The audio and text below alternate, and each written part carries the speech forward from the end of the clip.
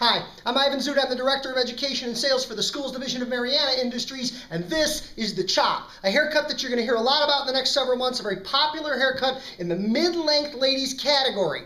It's defined by light interior layering with a baseline at a mid-length area. There's 4 quick and easy steps, and in this video we're going to show you how it's done. Thanks for watching. Don't forget to like the video. Don't forget to subscribe to Marianna Schools here on YouTube, and have a great day. One of the concepts key to the chop haircut, and let's talk about what it really is. Basically, it's a layered bob.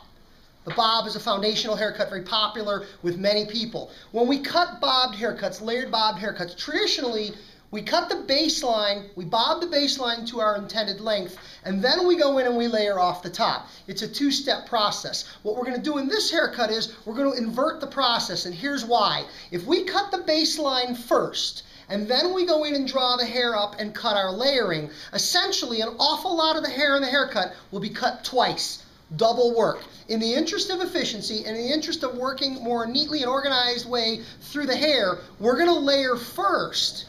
By layering first and bobbing the haircut second, when we get into the baseline to bob it, we will only bob the hair that does not reach the baseline, thereby eliminating double work, adding a level of efficiency, and creating a fabulous way to execute a haircut. We're going to go interior to exterior to create the chop. Let's take a look at the steps. 3 basic steps in executing the chop. Step number 1 is addressing the fringe. The haircut traditionally has bangs. Some clients might choose to wear it without, but we'll be putting bangs on our model first. Step number 2 will be to layer the interior, and step number 3 will be to establish our bob line or our baseline. Those are the 3 steps involved. The 4th step, texturizing, if you wish to personalize, customize the haircut and address areas of density and texture throughout the haircut. Step number 4 would be an option. Step number 1 is to cut the fringe. We're going to section off a fringe section here, and how much fringe? Sometimes it depends on what the client brings you, how far back in the head you go. That's really an artistic or creative decision. I'm just going to take a small section through the front like that. If you choose to use clips to segregate the hair that's not part of the fringe to help you keep that neat and organized, but that's a typical fringe section from the high points at the recession areas in the corner across. And traditionally, the fringe would be trimmed to about the tip to the bridge of the nose, depending on the client's facial shape and bone structure. Basic principles of hair cutting: length increases opposite the cutting point. So in other words, if you want a fringe that sweeps over to the client's left, you would redirect the hair to the client's right. Length increases opposite the cutting point. If you bring it over here, it'll stay longer that way. Conversely, if you want it to flow over to the client's right, you would redirect the hair to the client's left. I'm going to use a razor. We're going to razor the layers, but we're going to shear cut or scissor cut the bob line at the bottom. That's to give us the interior texture with the defined shape. One element of the chop that's so important is it's for a lot of female clients who really no longer want to maintain longer hair. It's not long, it's a classic mid-length cut. And an incredible amount of mobility, an incredible amount of texture and activation, an incredible amount of versatility happens with hair in that mid-length region. So it gives clients lots of options. Therefore, among other things, we'll leave the fringe longer. I'm going to direct it to the side here, and we said tip to bridge of the nose, and I'm just going to come in with my razor with a medium amount of razor movement so that I can get some softness or some broken texture there. I don't want it to be too broken up, but I don't want it too heavy and blunt. I drew it over to this side. That's going to maintain length to the other side. Works longer to the side like that. Step number 1 is cut your fringe.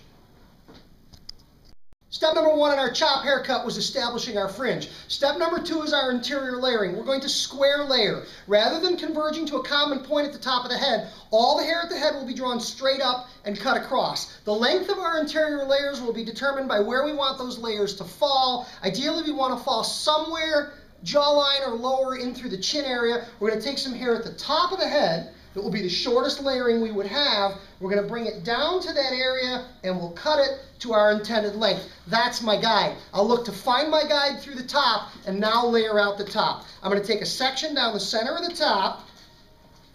I'm going to draw it up looking for my guide. I should be able to clearly see my guide in it, and there it is, and I'm going to cut it off. I'm going to use my razor to achieve my layering through the top of the head. This is going to keep my layers soft and keep my layers movable or mobile within the shape or design. Look for the guide and cut it off. I'm carrying this length all the way through the head. And notice I'm not drawing everything forward and up. I'm just drawing everything straight up and off the head. Once I've established that guide length down the center, I'll turn perpendicular to the guide. I'll begin to widen that guide as I layer my way through the top of the head. Look for my guide from the previously cut section and carry it across. And I'll move back a little further and I'll look for my guide and I'll continue it through. I'm using the pinch, twist, and pull razor cutting technique to achieve my interior layers, drawing that hair up, and where I've got some long hair,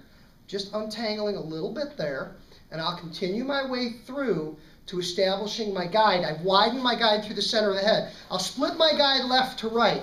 Now that the guide's been established left to right, there's guide on either side of that parting all the way around the head. I will take radial partings, vertical sections, drawing them straight up, looking for my guide, and taking it across. All the way out in a plane. Don't follow the curve of the head and round down, and don't draw the hair up to top center. Work outward from the top, all the way straight up, cutting that hair off. Straight up, cutting that hair off. Soft layers with our razor.